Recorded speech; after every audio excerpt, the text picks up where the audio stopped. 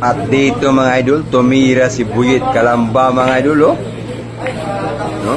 Tingnan mo mga idol, ha. Sumablay si Upaw. Ngayon mga idol, tinira ni Buyit Kalamba. Naku, 1 inch lang talaga ang gap galing sa butas. Pero tingnan mo. Ay, nako. Parang ginagapangan ng daga yung puwit ko mga idol sa tira na to mga idol, oh. Hindi pa talaga nalaglag. Ngayon mga idol, tinuluyan ni Upaw. Ayan, pumuputok-putok na naman ang butas mga idol sa tira ni Upaw. Ang resulta mga idol, talo si Buyit Kalamba dito mga idol. Tira na sana, naging bato pa. Ayan, dinublihan na naman ni Upaw.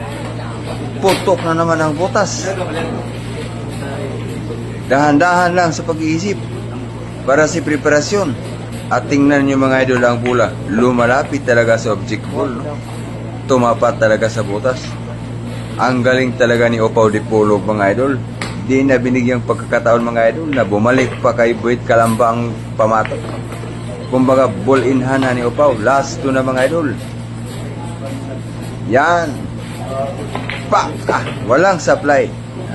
Putok ng putok palagi si Upaw ng Dipolog. Yan.